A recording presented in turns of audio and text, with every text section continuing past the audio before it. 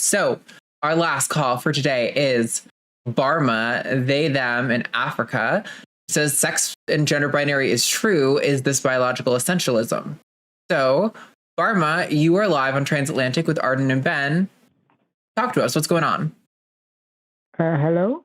Can you hear Hello. me? Yep, coming through just fine. Amazing. So I guess I've tried to call several times, but I generally arrive too late. So hopefully I managed to get in this time. And I guess you assume that my views, I generally believe in the gender binary. And I'm not very convinced, I guess, by the arguments that either gender or sex are not binary or are either a spectrum or bimodal, because I interacted with the different arguments for it. And I'm not really convinced. I don't think they are sound. So that's mainly the thing that I'm interested in talking about, if you all are okay with that. Yeah, I guess, like, how do you define a binary? Binary, there are two categories that are separate from each other. So there is no overlap. Okay, but what if there's a category that's not either of those two? And you said that, and you said that part of your definition is that a binary has no overlap. Is that what you said? Yeah, the two categories don't overlap, but the two categories could contain each a certain objects that are identical. If that makes sense. No, that doesn't. No. Oh, okay. So how do you fit sex and or gender into that binary in that way that you've defined binary? Okay, we can start with sex, I guess. I guess the sex binary is very easy to define, because if you use the Gametes definition, I guess you know that one, obviously. I do, Barma, and I have a question for you on that one. If somebody produces 0 gametes, what category are they? They are not considered to have a biological sex. So how many categories is that, Barma? Barma, so how many categories is that? So they're not in either category, right? Yeah. Which category are they in, Barma? They are not part of the two categories that are possible. So I get it. Not part of either. So that's a third category, right? That's not either of those two. No. So Barma has the best workaround ever. It is, if your example doesn't fit into my model, it just doesn't count as a person. So I don't have to count it, and therefore my model holds. That's brilliant. No. Yeah. No. Okay. If I may explain, obviously. Please. I guess that's a good way to mock my view, but it's a good one. Basically, what I'm trying to explain is that the category of the binary category of sex is only concerned when the characteristic is present.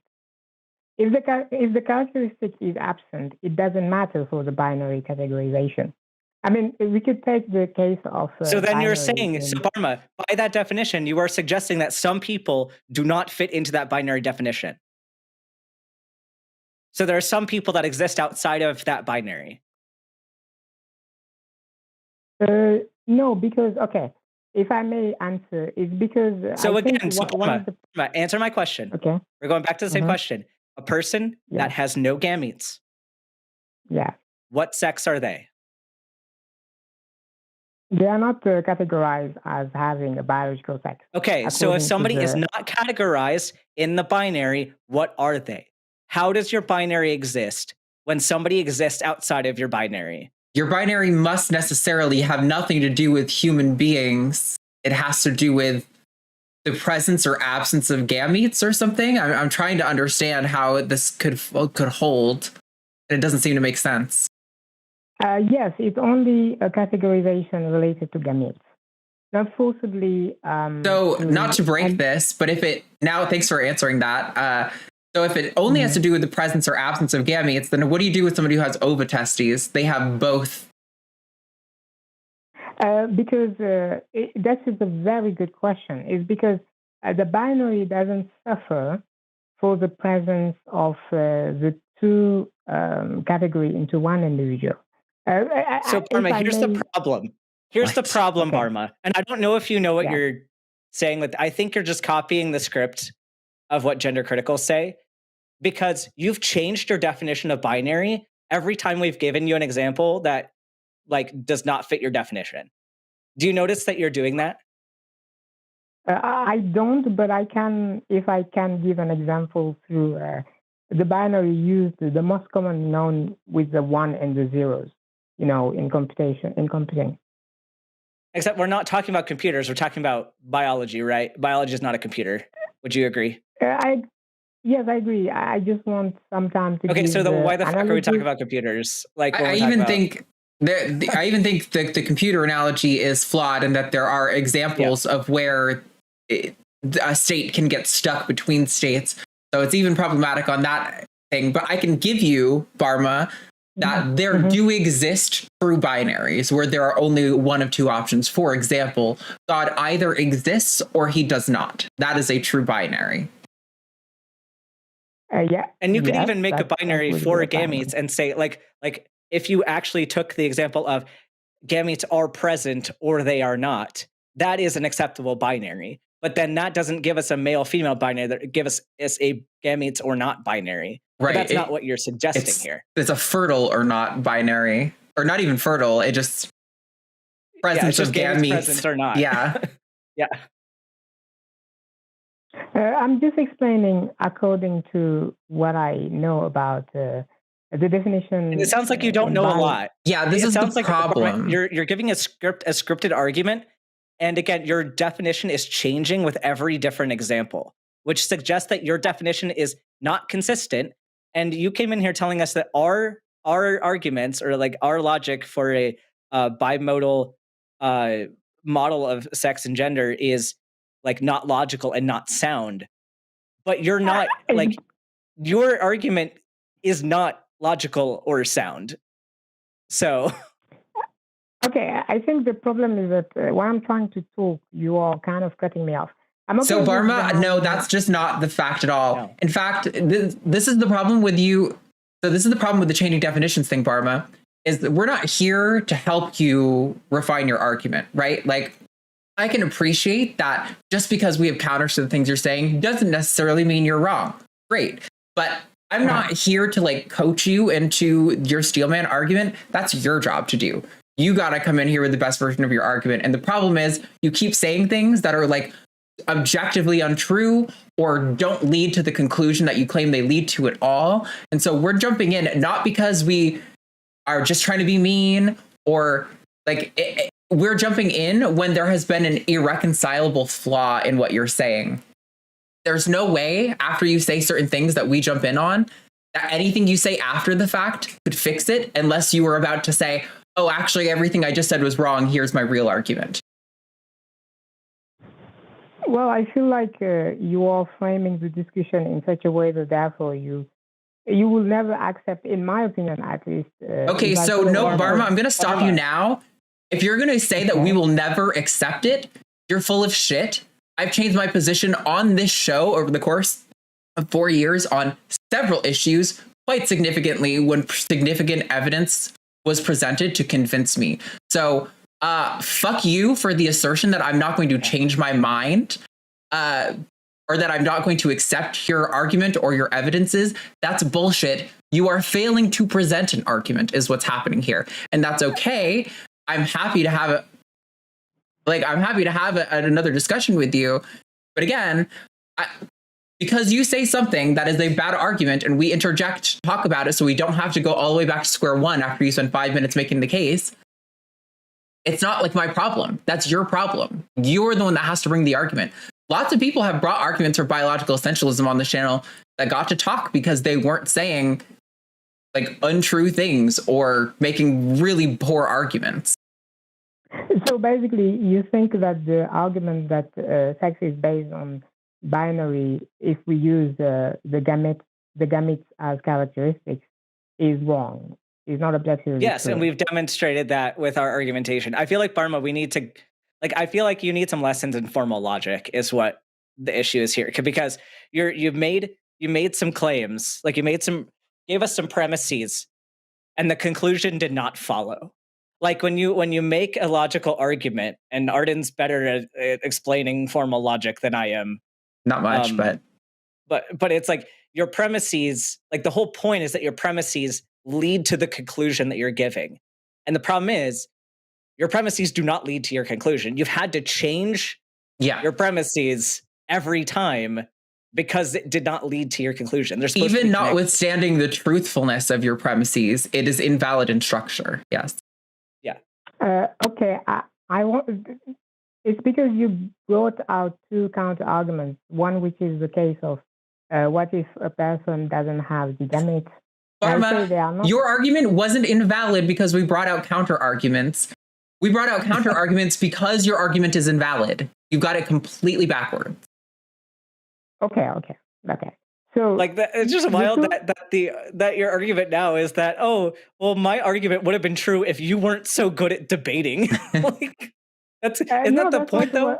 Like we should be both like bringing our best arguments to the table, and then like the one that is the most persuasive as an argument is the one that wins the debate. Am I correct there? That's true. And so shouldn't you expect the arguments to be good?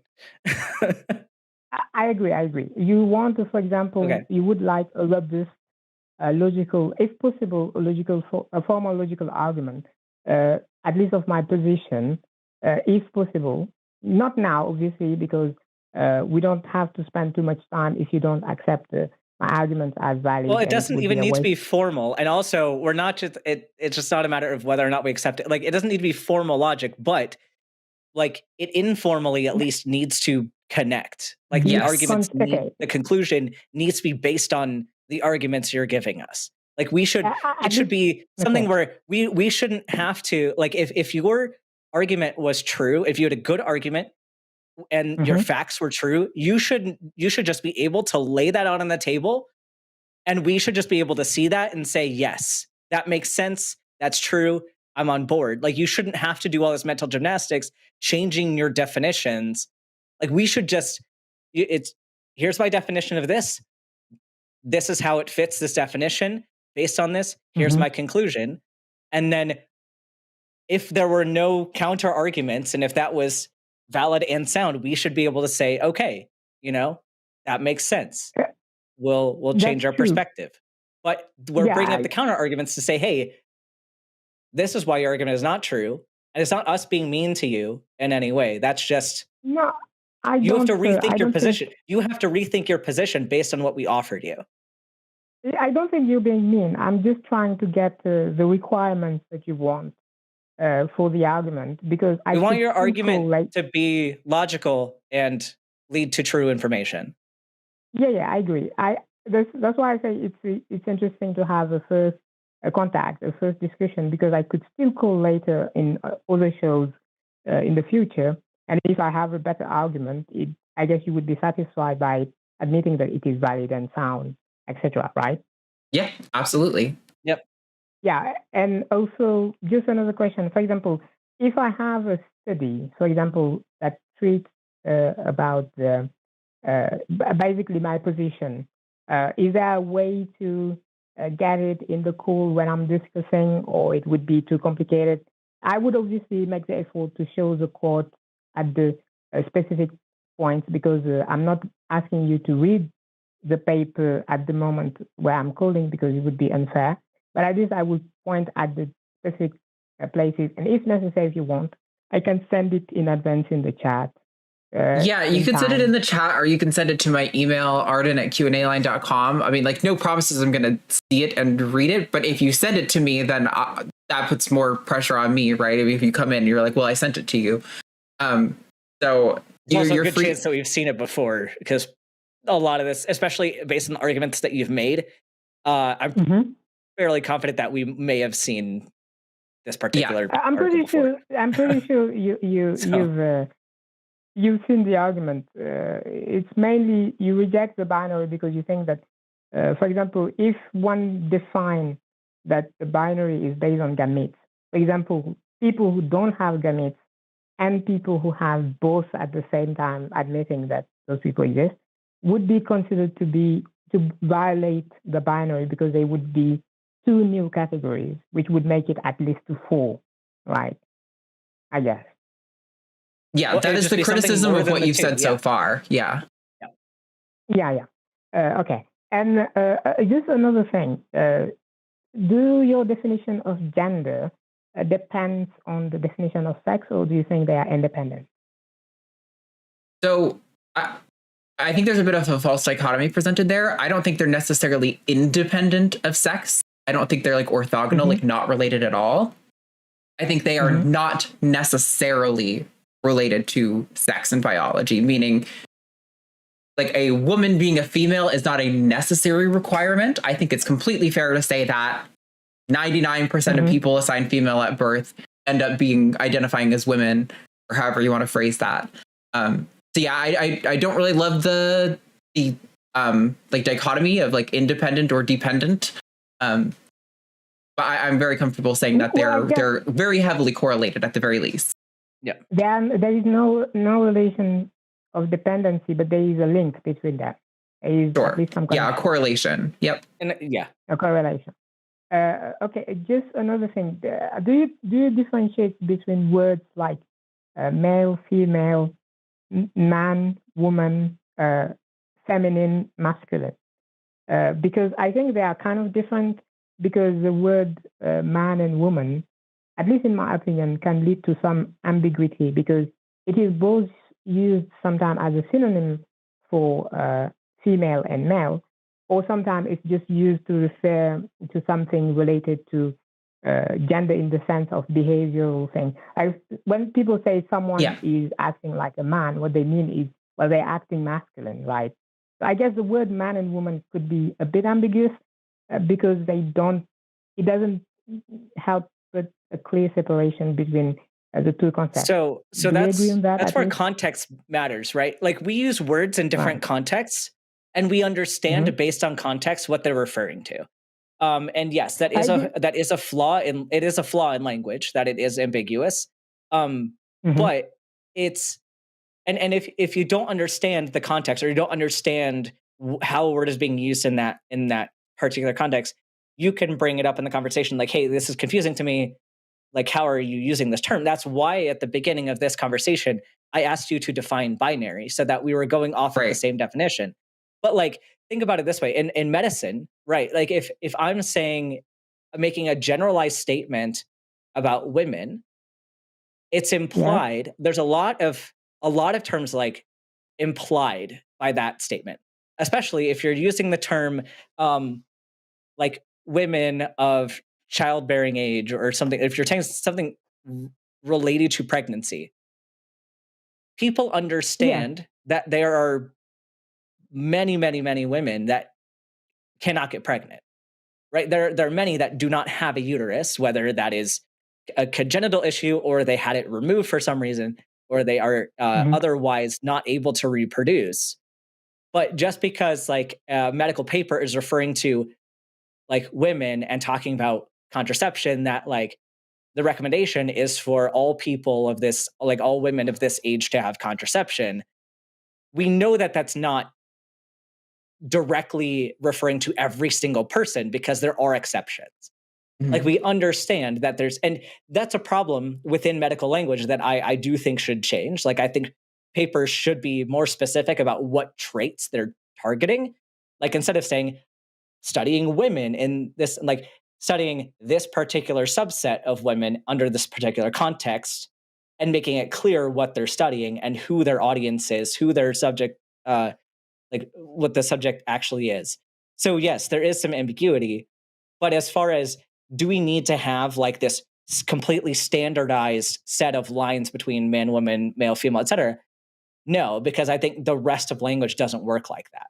The rest of language is a little bit ambiguous, and we can't just overturn all of English as much as many of us may want to. No, we don't need to do that. At the end of the day, since I have some degree of interest in providing, in at least working with formal logical arguments, because I have interest in other things like ethics and some aspects of philosophy, I will actually spend some time into putting my argument into a formal logic and also natural language so that people can understand it regardless if they are trained in one or the other. And also so that people understand the validity and soundness because one will be just the translation of the other. I have also another thing to ask. I have a statement. You just tell me, you don't have forcibly to have maybe a clear view. You could maybe tell me you're not sure or if you disagree. For example, the fact that only females can be pregnant. No, I disagree. At least in our in the human. I disagree again because of the fact that because sex is not binary, we have people who have traits that would include them into a male category, or at least somewhere in the middle, who have had unassisted pregnancies. Squire syndrome. So this is something that needs to be a case-by-case basis, where I don't think, and for the most part, like arguments that are absolutes are not going to be correct because there are almost always exceptions. I think, Barma, if I can, I think part of the problem I'm seeing here, and you can tell me if you think this is off the mark or whatever, you keep making these kind of, you're I'm not saying you were making an argument here. You were asking us our position on something, and that's fine. But there's kind of like an implication there of, it seems like you're kind of coming from this perspective of like, it's fair to say that it is true of this, like, of a population. And this is kind of something we've talked about earlier on the show. We talk about a lot on the show in general.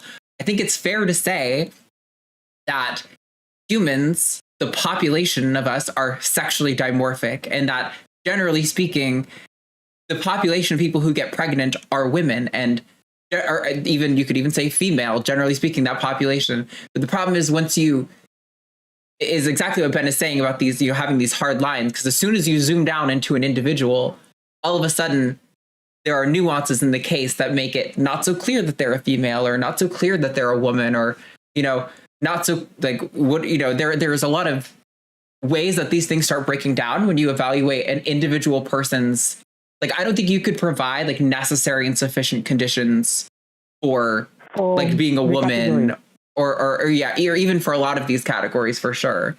But that, I guess. Go on. Sorry, I was just adding on. Then I'm happy to have you respond. And I think a lot of the times the response to that is sort of this thought that by not having necessary and sufficient conditions for words, that all of a sudden these things are going to be meaningless. And I just don't think that's true. Like, it applies for all things. The famous example trans people use is a chair.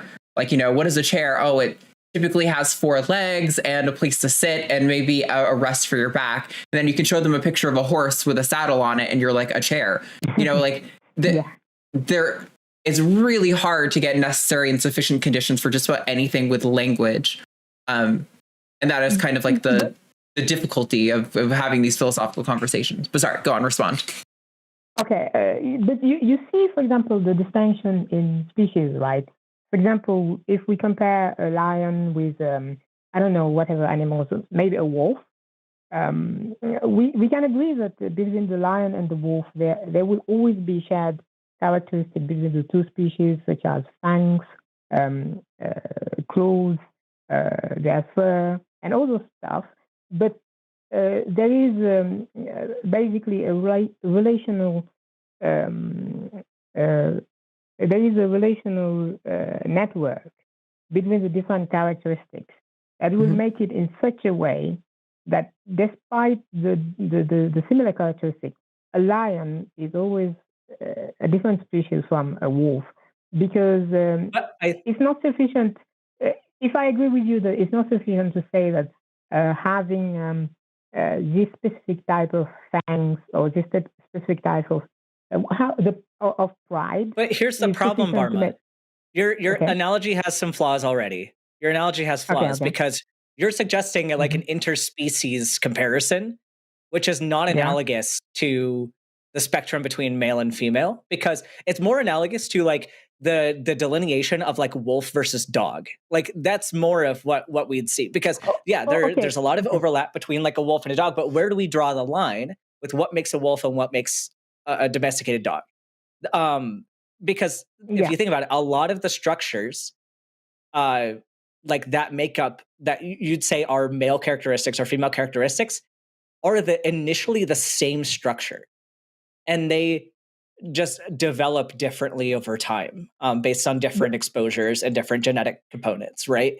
So it's not a fair assessment to say these are completely separate things and would not be able to coexist together or not be able to like function as the same species, because they are the same structures, just differently developed. And if you take the same exact person and put them under a different developmental scenario, like if you take somebody who grew up to be like, who was assigned female, grew up to be a cis woman, if you applied like a high level of testosterone in utero, you can see some intersex changes. So it's not as separate as you want them to be. And I think that's a problem in your analogy. But do you agree with the concept that there are, for example, female traits and male traits? For example, we can take because I think at least you tell me if you agree or disagree with this one. Is that, for example, if you take, I don't want to say, I guess you don't care. For example, a penis is a male trait because it's more frequently found within males. Okay, but what structure does it come from? There's a homologue in females. We have the same structure. It develops differently. It develops differently, but they are the same structure and would develop based on different environmental and genetic controls. So it's problematic for you to say that these are completely separate things. They are on the same spectrum of traits. And I think there are different variations of the same trait. I think you're doing and they're not mutually exclusive either. Barma, I think your problem too is you're suggesting that these traits are mutually exclusive, and they are not. The presence of a penis does not mean the absence of female genitalia, right? They can exist together. Yeah, what I'm trying to say is that I feel like you're making a mistake in reasoning where you assume that there is a perfect, maybe I'm wrong in assuming that, a perfect gradient between the male genitalia and the female genitalia. No, we're not suggesting it's perfect. I never said a perfect gradient. But here's the core of our arguments. Your argument says there's nobody outside of, like, there are no categories outside of the binary. My argument says there are categories outside of the binary, or at least there are examples of people outside of the binary. I don't need to provide a perfect gradient to already have my criteria met. I also think the phylogenetic branch analogy and the like male anatomy analogy is again an indication of Barma, the like ecological fallacy that we were talking about earlier, where like, yes, it's fair to say that on a population level, there are traits about lions that make them distinct from wolves. But the problem is that, phylogenetics is a population level analysis. There was no animal that birthed the first tiger, right? The tiger evolved as a population over time, like the frequency of alleles in a genotype over time. And similarly, like with the male and female genitals, where it's like, yeah, I would agree that at a population level, if I'm talking about males, I will probably reference like a penis. But that's not to say that a penis is necessarily a male trait. Like it's this problem where you're assuming that things that are true at a population level are true of the individuals, and that the existence of the individuals doesn't break like the essentialist overarching thing. But we're saying that, like, yes, we can talk about the population level stuff because there's utility in that. It's useful for like research and science. But it's not the case that applies all the time for every individual everywhere. Okay, just some quick question, and then do you mind if we go into some ethical consideration about the gender topic, or you okay with that? So okay. Here's my thing. You are the last caller, so you get a little more stretch time, but we have already been on this call for like 15, 16 minutes. So I don't want to open up a whole new can of worms. I have enjoyed talking to you, so I do invite you to call back in the future. If this is directly related to your argument and kind of builds on it, then fair. But if you're kind of opening up a whole other side conversation, I'm going to say, why don't we table that for another day? Yeah, but I guess it's kind of related, but it won't be like I don't want a long answer. I just want to ask one question, and then you answer however you want, and it's all good. It's Okay. related to just the ethical consideration regarding the gender discussion. Do you think that there is ethically something? Okay, sorry. I want to say that personally, I don't think that descriptive statements are prescriptive in any way, if that makes sense. For example, Can you say that again? For example, I'm sorry, I didn't quite totally hear that. Could you say that statement again? That descriptive statements cannot be considered to be prescriptive. For example, if you say someone is weaker than another person physically, it doesn't imply that in any way they are less valuable or anything of that kind. It's not a normative claim to make a descriptive claim. So I guess if, for example, I still maintain my position because I guess we have a disagreement that gender and sex are binary, I guess you don't assume that I'm making a normative claim. Or is there an ethical implication you think could be problematic in making such a statement? I mean, I think there are ethical complications with asserting that gender is binary and essentialist. Absolutely. I do think you are making normative statements, and that's kind of my critique, is that I think normative statements are fine and have a lot of utility, but that when we try to categorize individual people by normative population level understandings, it is inherently going to fail. And almost every turn, it's going to cause complications for which there are no resolutions. And so I think when people try to assert that there is this hard way that we can look at gender, this very clear, correct way, I have a hard time taking that seriously, because I think a lot of gender is kind of the utility of the models that we use to describe and capture the data. And I think ours accounts for both the population and the individual, and yours ignores the individual for the sake of the population. And I think that's kind of where, that notwithstanding getting deep into the ethics, because we could do that, we don't have time to on this call today. Obviously. But yes, I think that's wherein we get into some of the ethical complications there. Yeah, I'll just give you one example of where the ethics are bad. And I'm sorry, there's a neighbor dog barking. But the logic of the gender binary and that sex being equivalent to gender.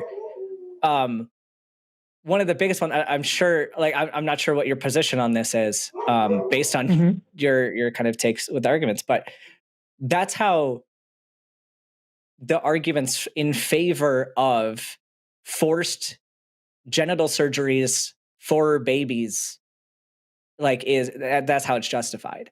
They say, well, we're defining your sex based on what your body is most similar to, and we're going to make you normal by operating on your genitals while you're a baby without your consent.